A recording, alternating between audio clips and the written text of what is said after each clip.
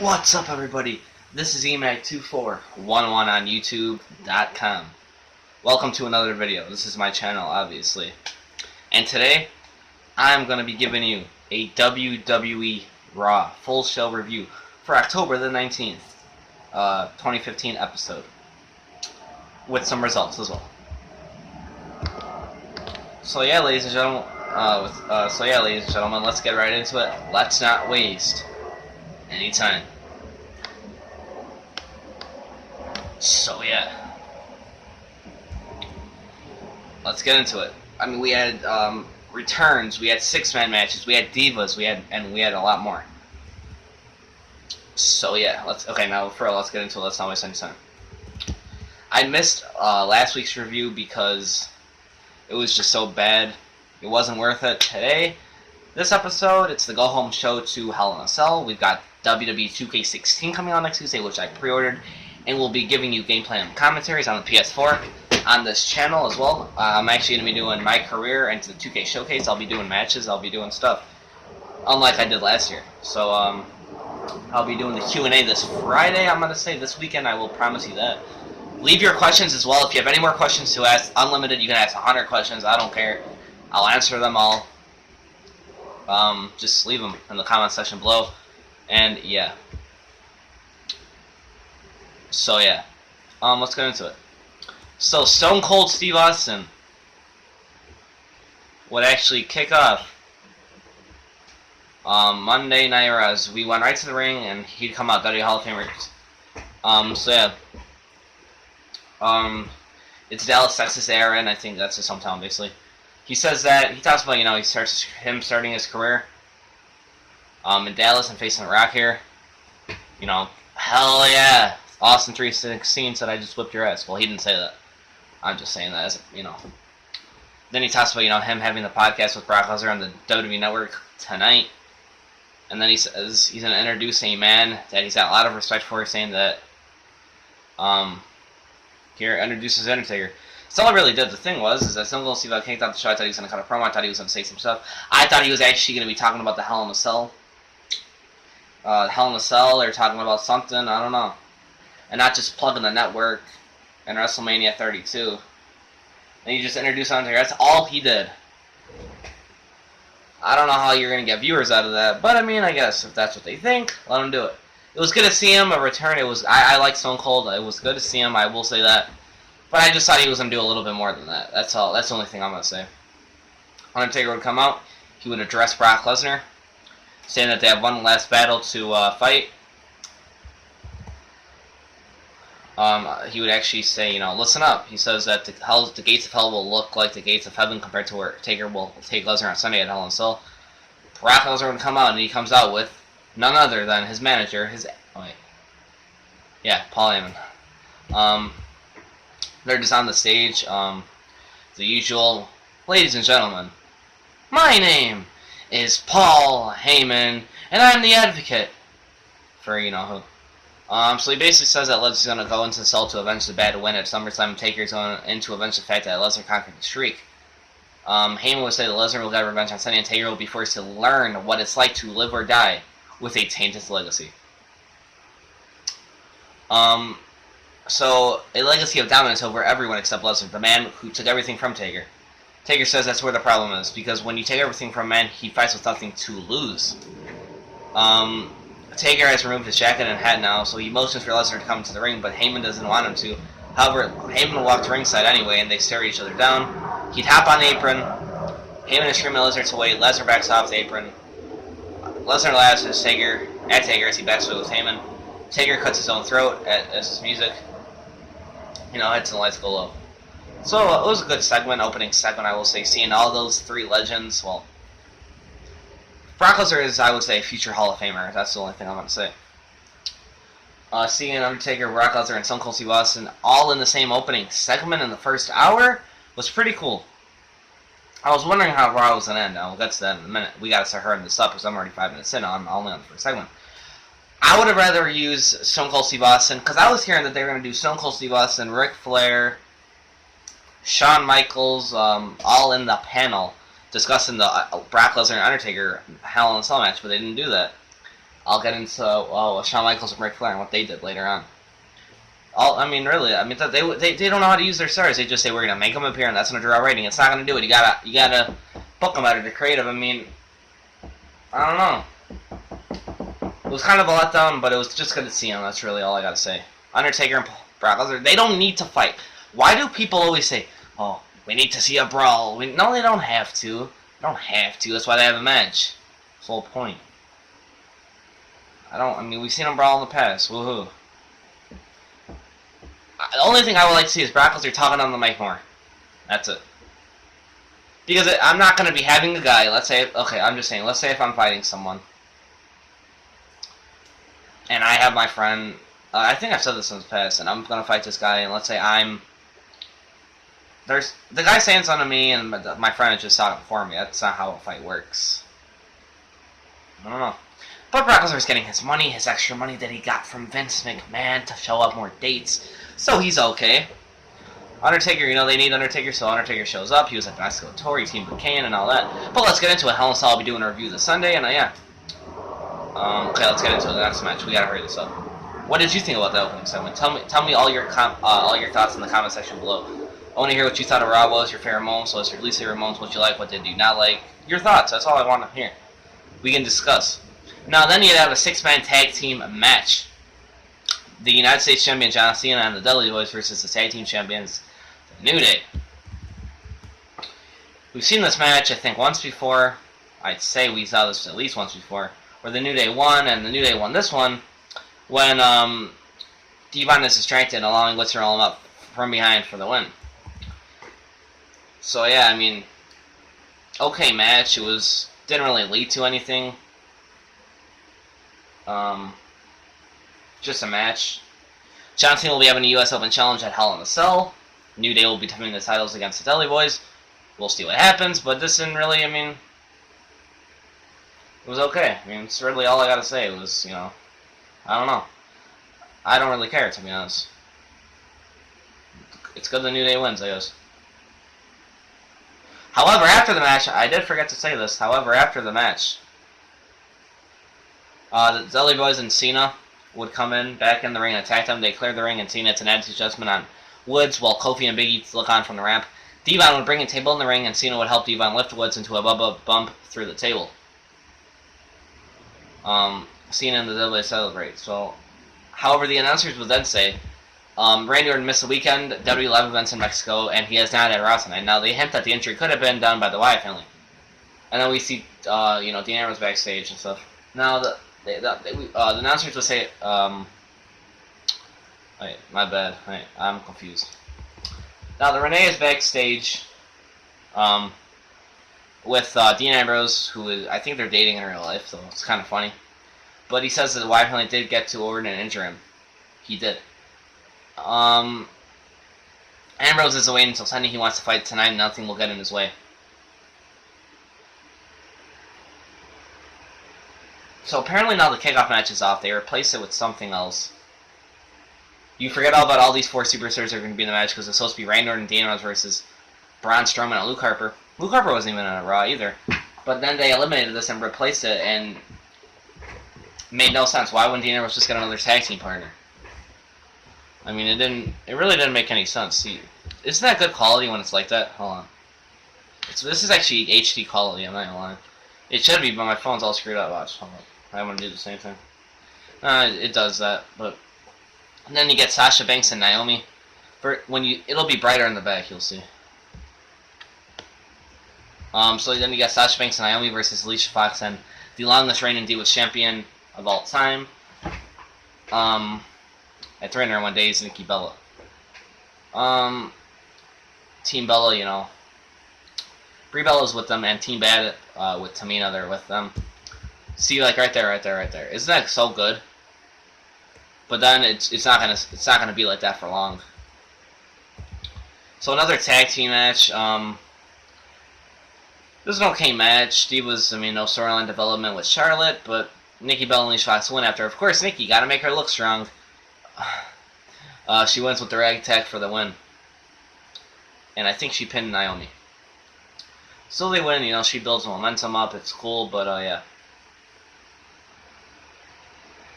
Oh yeah, Kane was suspended tonight. That's right. Forgot. Fuck. That's why we didn't see Kane. No wonder. I swear I was wondering. I fucking forgot. Oh, and then we see Triple H and Shawn Michaels talking backstage. And then HBK would come out. That heartbreaking kid. Shawn Michaels, a Hall of Famer. Well, yeah, didn't he, like, eat a kid's pizza? What the fuck? It made no fucking... I don't even know.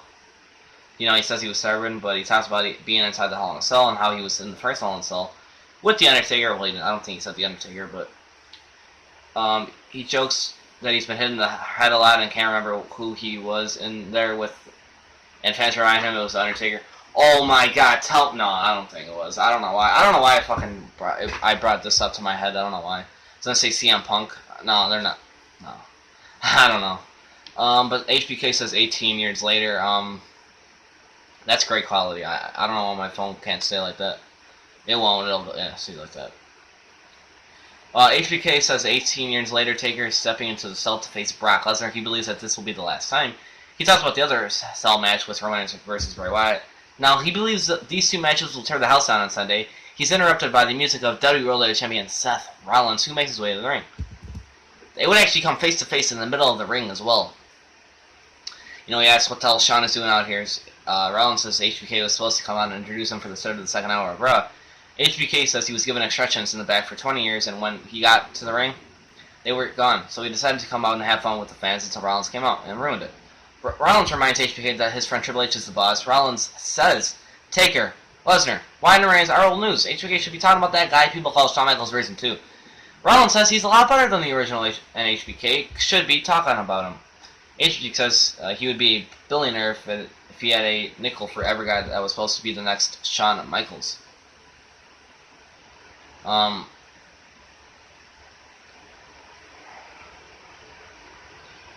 HBK says it's funny that Rollins and so many others aspire to be the next HBK. He says it's never occurred to him in his career that he wanted to be the second coming of anybody, but Rollins is perfectly fine with being HBK 2.0. HBK says he was too busy becoming the greatest wrestler. HBK brings up Kane. Rollins fires back and says he was a fan of Shawn since the Rockers, but now he thinks Shawn Michaels is jealous because Rollins had a WrestleMania moment this year that eclipsed all of HBK's. Rollins says he's done and yells for the music to be played. It doesn't start, and he starts yelling about being the champ. HBK says when you're 2.0, it's hard to get things like that done, but when you're the original, it's not. HBK reveals Rollins versus Ryback goes nuts. He calls for his needs to be played, and it starts up. HBK dances away, and Rollins is upset. Sorry for saying all that stuff right there. It was a good... I actually liked this. I did. I will say, because this might be a future match. You never know, they could have been teasing it. They could have been planting the seeds. WrestleMania 30... No, that's not going to happen. At least not WrestleMania 32, but... HBK has stayed retired, though, for 5 years. I don't know. We're going to have to see what happens, but I liked it. I thought it was good. Now then you got this match we've seen before. Ryback beat him, so Seth Rollins obviously won this after he nailed the pedigree for the win, so he won.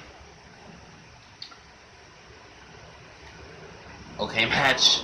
Ryback will be in a feud with Kevin Owens, so... I don't really know, but this Raw was okay.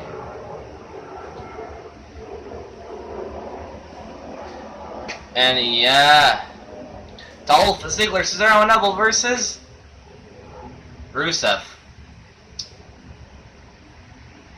Stardust. Never mind. Rusev, King Barrett, and Sheamus. My bad. I don't know why I said Stardust. Good to see, you know, Dolph Ziggler, Cesaro, and Neville being used as well as Sheamus, Rusev, and King Barrett. Okay, match. This is actually gonna be on the pre-show. It's a rematch. Sheamus, King Barrett, and Rusev won after. King Barrett would take advantage and get the win. Ziggler was pinned, so yeah. We would see Ric Flair and Shawn Michaels talking backstage. Ric Flair's in the ring and talks about the history of Dallas. And plus WrestleMania 32. Flair reveals that Roman Reigns will be teaming with Dean Ambrose tonight and starts dancing. Roman Reigns would come out. He thanks, you know, Flair. He brings 2 chairs in the ring. He calls Wyatt into the ring and tells him to save his teeth so they can talk. Reigns would actually say that Wyatt is a bully, and he gets off on that. Reigns knows Wyatt is scared to be in the ring with him. He can see it in his eyes. Reigns wants to talk about Hell in a Cell. Reigns says Wyatt should be very afraid of him, and this leads to a big fight as the lights come on. Reigns fights all off with a steel chair. Wyatt grabs a chair, but Reigns nails him with one. Dean Ambrose ends up running down and Santos tells Reigns as Wyatt's retreat. Backstage chatting with the Authority, Rollins, and freaking Shawn Michaels. Rollins would fire back at HBK and cut him off, saying he's not going to let HBK talk to him like that again. He says he's going out to stop the show like he always does. And yeah, then Cole would reveal that it'll be the Wyatts versus the Shield in the main event. And then you get a Divas match, Charlotte, who's your Divas champion, versus Brie Bella. Charlotte obviously wins by making Brie Bella tap out to the figure 8. Then you get some stuff. Mark Henry versus Kevin Owens. Squash match. Mark Henry's there the job. Kevin Owens is your Intercontinental Champion. He obviously won. He actually did hit the pop-up power bomb. It was okay. I mean, obviously Kevin Owens won. Nothing really to say. But then Ryback would come down and Owens would just retreat. No brawl or nothing.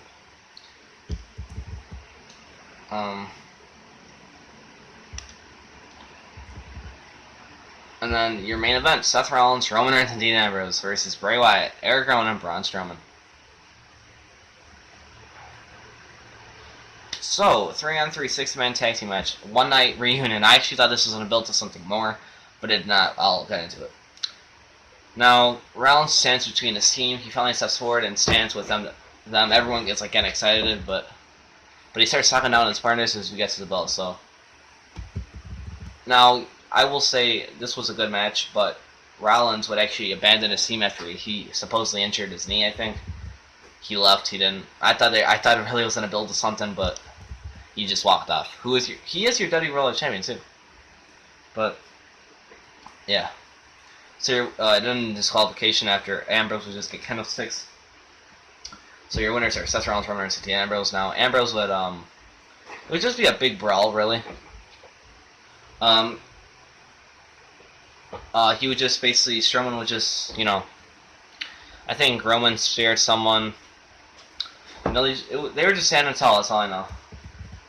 And Ambrose was just standing tall, and, Wyatt's are retreating and stuff, they're just knocked out. And Raw goes off the air with Reigns and Ambrose standing tall. That's basically it. Reigns hit a spear, they all hit their stuff. So, yeah, ladies and gentlemen, Raw was okay tonight. It has a lot of tag matches. They didn't utilize certain superstars correctly. 6 out of 10 Raw. I will give it a passing grade.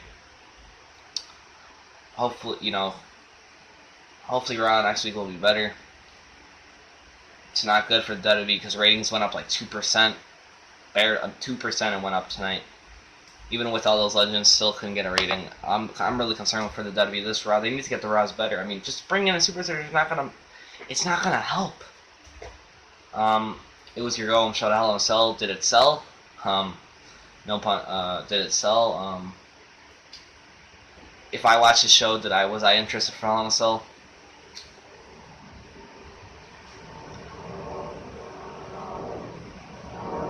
Not if I just watched the show alone, I would say no because Kane and Seth Rollins.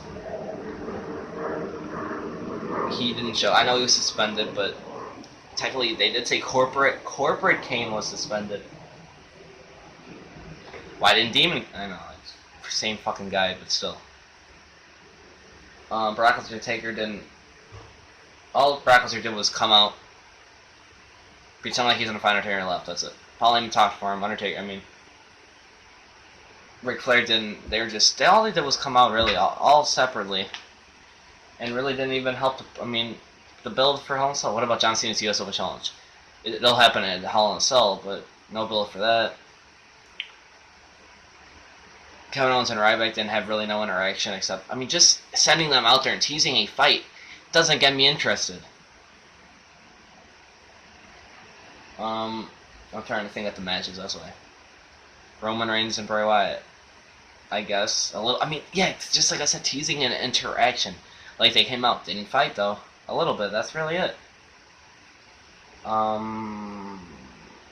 Divas title, the Divas division. They're just having random matches. Tag team. They're putting them in 6-man matches, saying that's build up. I don't know what to tell you. Raw was okay. We'll see what Hell in a Cell should be good. I'm excited for it, but the product needs to get better. Send me questions for the Q&A in the comment section below. What did you think of Raw? What did you like? What did you not like? Tell me everything you thought about it. Thank you guys for watching another video. Like, share, comment, subscribe for more WWE content, videos, wrestling. This is EMAC2411 on YouTube.com. Until next time, peace out.